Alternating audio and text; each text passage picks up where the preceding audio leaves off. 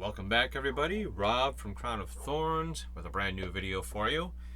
And today we're going to talk about the order of the New Testament books in the King James Bible. And this is going to be part one because I have enough notes. It's probably going to last 2 videos at least, possibly 3. And when I was younger, especially, before I was really familiar with my Bible, I would often wonder, especially in the New Testament. The Old Testament I kind of understood. You had your books of history, and then you'd have your books of, the Psalms, and you'd have your prophecy. I understood how that was broken up. But in the New Testament, I wasn't exactly sure. And as I started to learn more and more, and I noticed that all of the books of Paul were kind of in one area, and then there's these other books that kind of surround it. I would often wonder, well, why are they in that order? And especially when I would read, like, at the head of each of the books of any of the New Testament books, a lot of Bibles will say, well, this book was written around this time. And as I would read through that, I'd say, well, they're not in chronological order, so why are they in the order that they're in? And eventually, as I studied more and I watched other videos from other people and started to put all this together, I started to understand why the books of the New Testament in our King James Bible are in the order that they're in. Now, all the new perversions that come after, they've mimicked what the King James Bible has done because that's what people were accustomed to. They were accustomed to the books being in this order. All right, but I don't think those new perversions really understand why they're in that order either. They're just mimicking what the King James does. The editors of the King James Bible knew exactly what they were doing when they put all of the Bible together, but I'm focusing mostly on the New Testament. They knew exactly what they were doing when they placed those books in the order that they are, and by grouping all of Paul's books together and putting them where they are. And so over the next couple of videos, we're going to look at that. We're going to look at why they are in the order that they are. They're not in chronological order. We're going to take a look at that today. That's what we're going to focus on. Let me find a good marker here. And I'm hoping, if I do this right, I should be able to fit it all on here. I write kind of big, but we'll make it work. All right, so if we were to place the New Testament books of the King James Bible in order based on when they were written, it would look a whole lot different. And it would also mess with doctrine, all kinds of doctrine. It would mess with dispensations, which we know are essential. It would mess with our ability to rightly divide, especially, but it also would not paint this picture that we're going to see in a future video of a premillennial premillennial outlook on our Bible, but also looking at the end times and where the rapture is located, where the tribulation is located, the second coming, so on and so forth. The order of the books of the New Testament all paint a picture of that. And if we look at the Old Testament books, which we will in a future video, we'll see how that paints a picture of the New Testament. It will all wrap together. Just hang in there. All right, so let's take a look at if the books were in chronological order. And this is what we know. Okay, hopefully you guys can see this. The first book is James. All right, James. And James was written around the mid-40s. Now, I don't mean the 1940s, of course. But for context, remember the destruction of Jerusalem was in 70 AD, we would say. 70 AD. So all of these dates are going to be AD, after the death of Christ. Okay? So even before the destruction of Jerusalem in 70 AD, James was already written in the mid-40s, say 45, 46, 47, right in there. All right? That was the first book written. And that's obviously written by James, who was a half-brother of Jesus. Now, the Catholics will faint and scream and start pulling their hair out when you say that, but yes, Jesus had brothers and sisters. The Bible talks about that. The Catholics like to say, oh no, Jesus considered everyone to be his brother and sister. And that's true, spiritually. And even now, I'm talking to a bunch of people I've probably never met. But if you're saved, I consider you a brother or a sister, depending on your gender established by God. Your gender, we're brothers and sisters in Christ. That doesn't mean I'm biologically related to you, okay? But Jesus had brothers and sisters. And I can do a whole study on that. Maybe I will at some point. But James was Jesus' half-brother. Why? They had the same mom, but not the same dad. His dad was Joseph and Mary. Well, Mary was the mom. Jesus had a earthly mom, Mary, but his father is God. All right? So there we go. Anyway, the next book is 1 Thessalonians. 1 Thessalonians. And that was written around 50 or 51. Now, these dates, of course, are approximate. No one from back there is still living to verify this. But based on what we know, history, secular history even looking at the documents and tracing it back, we can narrow it down to a pretty good figure, a pretty good guess, so to speak. Of course, that book is written by Paul. Okay? Now, when we look at the books of Paul, we know that those are Romans through Philemon. So Romans is the first book that we come across by Paul when we go through our New Testament. But the first one that he actually wrote was 1 Thessalonians. So why isn't it 1 Thessalonians through Philemon or whatever? Well, we'll get to that later. Let's keep going. The next one is 2 Thessalonians. And that was written around that same time, obviously after, but still around the same time. And that's, of course, a book of Paul. All right. Next is Galatians. Galatians. And that was written around 55. And that, of course, is a book of Paul. All right. Next would be 1 Corinthians. That was written also around 55 by Paul. All right. And then we have 2 Corinthians. And this is where I have to make sure that it's still showing up on, and I can't tell. I'm going to go lower than that. 2 Corinthians in 56, and that's also a book of Paul. 2/3 of the New Testament is written by Paul, which goes to show you a lot of things. How important he is, that he's the apostle to the Gentiles, that his books are for us, okay, written to us. But also that a man like Paul, who was formerly known as Saul, who was one day persecuting the church, killing Christians, etc., has an encounter with Christ and goes on to write 2/3 of our New Testament. Don't tell me that people can't change, and don't tell me that God can't use anyone. Okay? Those would be false statements if you did say that. All right. So, I hope I can fit this. I'm going to keep going. All right, so 2 Corinthians. I wonder if I have room. Yeah, I think so. One more down here. Romans, which we know to be the first book that we come across that's written by Paul. That was actually written in 57. Okay? Paul. All right. Next is Mark, one of the Gospels. I'll put these lines here so it's easier to kind of differentiate. Maybe I'll switch colors of ink too. All right. So next is the Gospel of Mark. That was written in, it says the late 50s. I'm going to put an L, early 60s. All right. And of course, that's written by Mark. Hopefully this is showing up. All right. Next is Matthew. And again, late 50s, early 60s. Written, of course, by Matthew. I'm just going to put Matt. All right.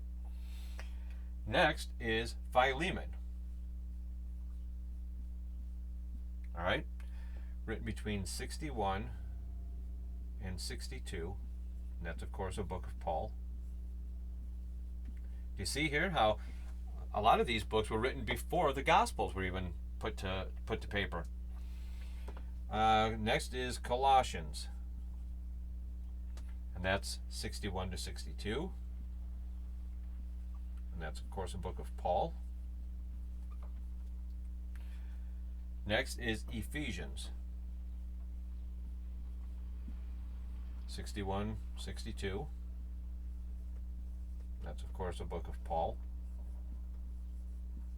It amazes me that there are so many churches, denominations, whatever, that gloss over Paul. It's just amazing to me. Since he wrote so much of our New Testament, so many of the books of the New Testament written by Paul, and yet so many churches, they don't know what to do with Paul, and so they just kind of push him over into a corner somewhere. It makes no sense. If you get rid of the books of Paul, if you get rid of Paul, you lose the mysteries that were revealed to Paul, including the rapture. Okay, our blessed hope. I don't know why anyone would want to do that. All right, next is Luke. We finally get to another gospel. And that was in 62. And of course, that's written by Luke. And then after that, Acts, which makes sense, in 62. The author of Acts is also Luke. Now, here's some trivia for you. Although Paul has more books in the New Testament than anyone else, Luke actually has more words than anyone else. Between the book of Luke and the book of Acts, there's more words from Luke than from anyone else. Who cares, right? But it's just something to know. All right, let me turn my page here. All right, next is Philippians. Philippians. And that was written in 62 as well by Paul, of course. Can I do one more on this row? I'm going to try it. I don't know. It's getting pretty low. I'll just leave it right there. All right, let me draw another line here. I hope I can be able to fit all of these. I'll have to make it work. And I got to move over this way, which means I hope I don't get in the way here. I don't think I'm going to. I'm getting in my own way. Hold on a second. I got to make this work. Oh, I don't think you can see me at all, can you? I'm down here, I promise. All right. Hopefully you can see this. Yeah, you can. All right. So Philippians. Next is 1 Timothy. All right. And that was written in 63 or 64. That's, of course, a book of Paul. All right. Next is Titus. All right. And that was written 63, 64. That's, of course, a book of Paul. All right. Next is 1 Peter. All right. And that was 63, 64. That's, of course, written by Peter.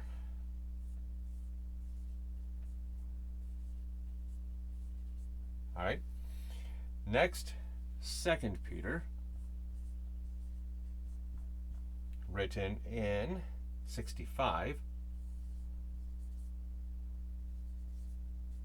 All right. And that's, of course, Peter. All right. Whew. Next is 2 Timothy, written in 65. And that's Paul. All right. And then Hebrews,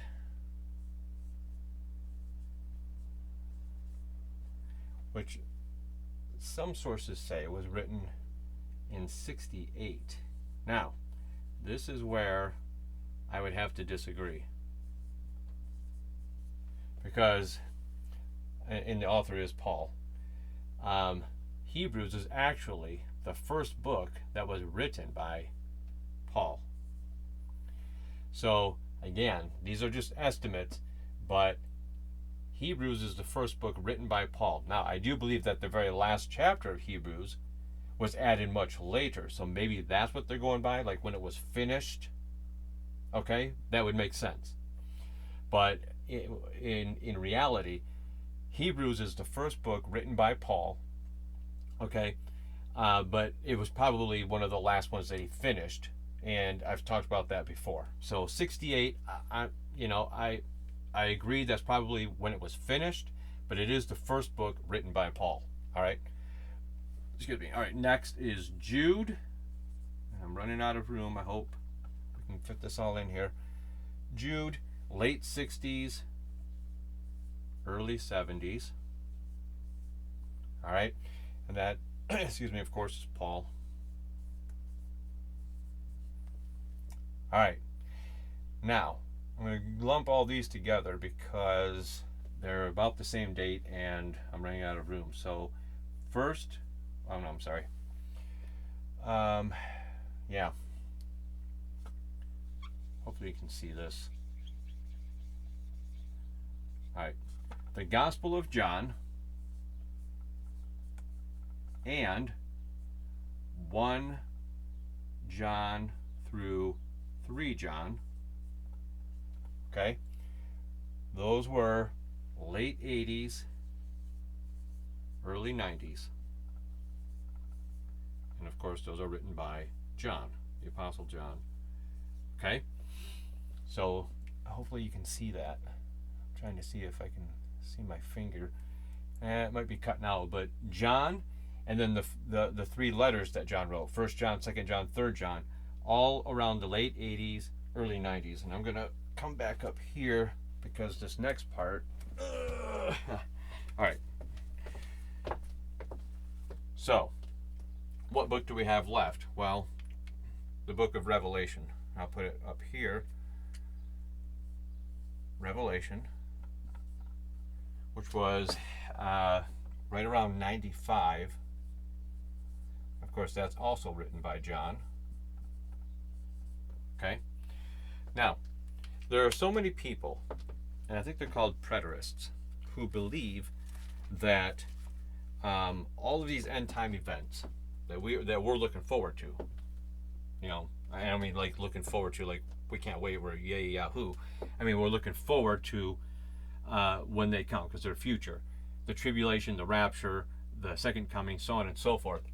A lot of people believe that all happened prior to or right around 70 AD, when the Romans destroyed Jerusalem. They say, oh, all those things that you crazy guys are thinking happen in the future. No, that already happened. All of that happened. All the stuff that we read about in Revelation, that happened back here. It already happened in 70 AD or before. My question is this. If it happened here at 70 AD, well, how is that, since Revelation wasn't written until 95? Right? It's like, so if Revelation is a revelation, like I'm showing you what's going to happen in the future, well, if that's in 95, 70 would be in the past. It wouldn't be a revelation then, it'd just be a book of history, but it's not. It is a book of prophecy. Okay? So those people obviously are wrong, but I don't understand how chronologically they can even defend that. If this is taking place in 70 and this is in 95, then what was written here, according to them, would actually be history, not prophecy. But we know that Revelation is prophecy. It's a revelation given to John. And it didn't happen until 95. So all this stuff, we rightfully see that as coming in the future. Those people are wrongfully assuming that it happened back in the time of 70 AD. So just something else for you to chew on there. That's why it's important to know when these books were written. Now, this might not be the most exciting thing you've ever seen, but it's laying the foundation for the next one or two videos that come after it. And it is important to know when these books are written for things that I just said, just what I was talking about here with people who believe that the end time events have already happened. Okay? Knowing when these books are written can help us to defend our position, our doctrine. And then also, like I said here with Hebrews, it says it's 68. I'm assuming that they're saying that's when it was finished, the book of Paul, because we know that it's the first book that Paul wrote. He wrote to the Hebrews first, just like he always said, to the Jew first, and then to the Greek, or to the Gentiles. All right, so he wrote his book to the Hebrews first, then he started his books, Romans through Philemon, to the Gentiles, and later on added that last chapter, what we call the last chapter, 13 of Hebrews. That part was added later, and I've done videos on that. I won't go into it here. This isn't taking as long as I thought it would, but I don't want to jump into the next part because then I'll definitely go over. So this might be a pretty short video. But I do want to look at a couple of verses here. So go to 2 Timothy. All right, 2 Timothy. Okay, and we're going to look at chapter 2, verse 15. Study to show thyself approved unto God, a workman that needeth not to be ashamed, rightly dividing the word of truth. What does it mean to rightly divide? Well, that's gonna play a big part when we go into the next part of this video, part 2. We're going to see why the books are divided up the way they are. See, doctrine is divided up. Hebrews 1, 1 and 2. Let's go there really quickly. Hebrews 1, 1 and 2.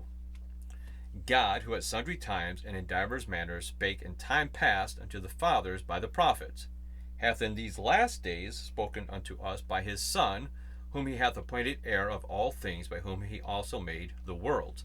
What is being said there? What is Paul saying? Well, he's saying that God, okay, this marker, I tell you, God, okay, speaks to different people in different ways at different times. Okay? What he said back here to Moses is not the same thing that he said to Paul. At all. Some of it might be the same, but a lot of it is different. In fact, it's radically different for the most part. Moses brought the law, Paul brought grace. Well, Jesus made extended grace, but Paul was the one who preached grace. Okay? Dispensations is what that's getting at. When people say there's no such thing as dispensations, one, Paul talked about dispensations at least 4 times. And Hebrews 1, 1 and 2 tells us that there's dispensations. See, what was said to Moses is not the same that was said to Paul, which is not the same that was said to James. All right? James talks about how faith without works is dead. Paul says, no. Our salvation is by faith alone. Paul says salvation is by faith alone. James says it's faith plus works. Who's right? Who's wrong? Who's lying? Who's stupid? Well, none. Paul is speaking to us in our dispensation of grace, in which it is by faith alone. James, if you look at the very first sentence, the very first verse in the book of James, it says, James, a servant of God and to the Lord Jesus Christ, to the 12 tribes which are scattered abroad. Greeting. So who is James writing to? The 12 tribes that are scattered abroad. Who is that? That's the Jews. Who is James writing to? He's writing to the Jews who will be going through this tribulation period, which I have said many times before. Salvation will go back to faith plus works here. You can lose your salvation during the tribulation period. That's why James is saying faith without works is dead. He's speaking to a different audience at a different time in a different way out here. So dispensations exist. And if you don't recognize dispensations, you're not rightly dividing. And as we just saw in 2 Timothy 2:15, we are commanded to rightly divide. Well, what does it mean to divide? Well, if I have, let's see, we'll use red. Let's say I have a pie. Okay? If I'm selfish, I might just keep the whole thing for myself. And sometimes I do feel that way. I love pie. But if I'm being nice, I'm feeling generous, and I want to give to some other people a piece of pie, I have to what? I have to divide it up. All right? Let's say there's a few other people. So here we go. I divide the pie up like this. So now there's 4 pieces. Okay? Now, when I divide it up, I give 1 piece to Mary, I give 1 piece to Joe, and I give 1 piece to Pete, and 1 for myself. I have rightly divided it up. I gave a different piece to Mary than I did to Joe. I'm not making them share the same piece. Okay? See how that means? It means to divide something up. Okay? To proportion it, to divide it into different portions and to distribute it. And it may be different. Okay? Maybe because Mary, she's not as hungry, maybe her piece is going to be a little bit smaller. And Big Bubba over here, he can eat half a pie by himself, so he gets this bigger piece. Okay? But it's still rightly divided. All right? And that's what we have to do with our scriptures. That's what we have to do with our Bible.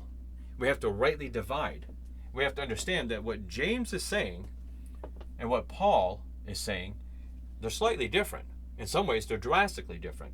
But not because one is wrong or one's an idiot, but because they're talking to different groups of people at different times. Paul was talking to the people in front of him, but also to all of us in this dispensation of grace.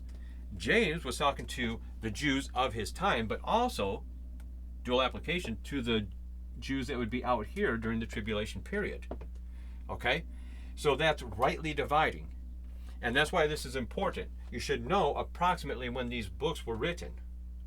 Okay? One, so you can define certain things, like I'm saying here, with, did the end time events already happen?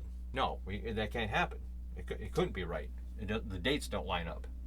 Or knowing when Hebrews was written and when it was finished. All right? That it was added to much later. But why then didn't the New Testament editors of the King James Bible put the books in this order? It would be chronologically correct. Well, we would have all kinds of mixed up. We wouldn't be able to rightly divide as easily because the books of Paul would be all scattered about. It's easier if those books, because they are written to us during this dispensation, to have them in one place. Okay? But also, as I said, the order of the New Testament books are going to paint a picture for us that we'll see in the next video or the next two videos. All right? Now, go to Psalm chapter 12. Psalm chapter 12.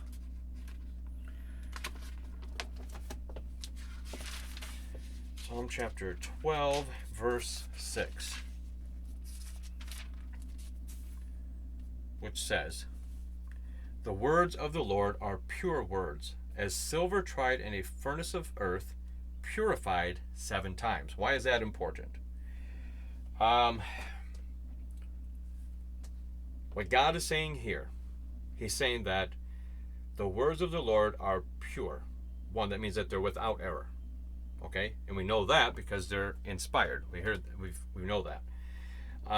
As silver tried in a furnace of earth, purified 7 times. The number 7 is the number of completion.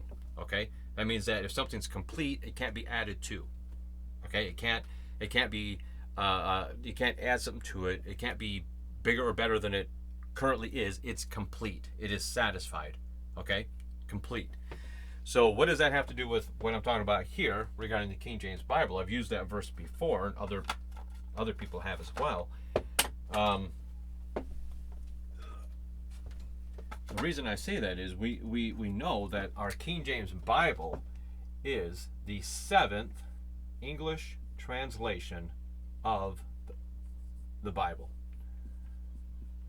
So those ones that came before it, they were good, but they weren't complete. They weren't satisfied. It took a little while to get to where we are. And this King James Bible that we have now, the only Bible, really, the other ones are just perversions, it is the 7th English translation. Okay? That's how I know that my King James Bible is the real Bible, the only Bible. That's just one reason why. There are many others. I've done videos on that. But it's the 7th English translation, which shows that it was purified. All those other ones were good. They were getting there. They were finally accomplished. They were finally redeemed. Here in our King James Bible, the 7th, the one that was purified, okay, 7 times, our King James Bible, okay? And anything that's come after the King James Bible has just been total garbage from the pits of hell, if you ask me. All right, go to Isaiah chapter 46. Isaiah 46. All right. Isaiah 46. We're going to look at verses 9 and 10. All right, Isaiah 46, 9 and 10. Which says, "Remember the former things of old, for I am God, and there is none else. I am God, and there is none like me, declaring the end from the beginning, and from ancient times the things that are not yet done, saying, my counsel shall stand, and I will do all my pleasure." Again, God is saying there's a difference between the beginning and the end. Okay? Declaring the end from the beginning, from the ancient of times to things that are not yet done. God saw it all. God is eternal. He knows everything. Okay? He is outside of time. So when he created our timeline, what we're currently living in right now, he existed long before that and long after that. He's always existed. It's hard for us to wrap our minds around that, but it's true. God has always existed. So when he created what we have now, he already knew everything that was going to happen. He knew what was going to happen with Adam. He knew everything that was going to happen out here that hasn't even happened yet. He already knows. Okay? So it's up to us then to take all of that and to divide it, rightly divide it, and put it in its proper place, in its proper order, so that we also can distinguish the former things of old to the things that are yet to come. That's what rightly dividing is. And some of these books, as we said, are prophecy. It's stuff that is yet to come. It hasn't happened yet. Even when you're reading in like 1st and 2nd Thessalonians, when Paul is talking about the end times, that's stuff that's yet to happen. Again, for people to say, no, they already happened back here in 70 AD, that's to say that these books are not prophecy. Well, then it wouldn't be a revelation. It would have just been, John write down what happened, 20 or 30 years ago. It had been a history book. That's it. Like the first 5 books of the Old Testament. It's not. And so that's why this is important. All right, next. So the King James Bible is the 7th English Bible translation. I have to believe that the editors of the King James Bible were inspired just as much as the authors of these books were inspired. Okay? All scripture is given by inspiration of God, right? In your King James Bible. All right? These guys didn't just sit down and write stuff of their own accord. They didn't write stuff that, well, I think it should be this way. It wasn't their opinion. God gave that to them, and then they put it down in their own style, in their own formats, and whatever else. And that's what we have, okay? But later on, when these were all gathered together, and of course we know that the King James Bible was finally published in 1611, those editors that worked on the King James Bible, they too had to be inspired. And I'll show you that in these future videos, how the books, the way that they're aligned, shows us so much more than just the order of those books. It shows us so much more than if they would have just been placed in chronological order. It's painting a picture, and we're going to go all the way back to the Old Testament, which justifies and verifies the order in which the editors of the New Testament placed those books. That's how I know they were inspired. That's how I know that my King James Bible is inspired, that it is the only Bible that we have today, and that all the other Bibles are just watered down perversions. Now, they've left certain things in place because that's what was established for so many years, okay? But I don't think that the NIV and the NLT are inspired at all, and I don't believe that they place those books in that order because they know about what we're going to talk about in these upcoming videos. They don't care about that. They place it in those orders for familiarity, and that's it. There's no inspiration. They just mimicked. They just copied what the King James Bible did, and at the same time took out things that they didn't like. Deleted stuff here, changed stuff here, add stuff here. If you want a real Bible, in fact, the only Bible, and sometimes I get caught up in it too, and I'll say the King James Version. Well, version means that that all the other versions are just as legitimate. It's just that this is one version of a Bible. And I don't really like that. I mean, I'll say KJV, and it's okay, but better yet, I think, is KJB, the King James Bible. Or actually, until people get it in their heads, you could just say Bible, because the only one that is actually a true legitimate Bible is the King James. Those other ones are not Bibles. They call themselves Bibles, but they're not. Okay, and so this study is going to not only talk about and show us the inspiration of the editors of the King James Bible, but the inspiration of the King James Bible itself, and then also how the order of these books that they were placed, not the chronological, but the order that they're placed in the New Testament, paints a picture of our end times. It paints a picture of our dispensations, and it goes all the way back to our Old Testament. And not that the Old Testament needed to be legitimate, needed to be justified or proven accurate or anything like that. It's legitimate as is, but it just goes to show how inspired the Bible is, because this actually ends up justifying this in a way. I don't know how else to phrase that. It's amazing how it all works together, is what I'm getting at. All right. So anyway, guys, this part, probably not the most exciting thing, but I still think it's important, and it sets the stage for the next couple of videos, which we're going to dive pretty deep on some stuff. So I hope you'll come back for the next 1 or 2 videos after this. All right. So anyway, guys, if you have questions or comments, you know what to do. It's really hot in here. Anyway, I've got all these lights on. Even when it's cold outside, if I run these lights, it's hot in here. So I'm starting to get a little overheated. But that's all right. I'm going to get these videos edited and get them put up. And then I'll be recording again in about a week or 2 to continue this series, and then some other videos as well. So anyway, guys, I want to thank you for tuning in. Take care, and God bless.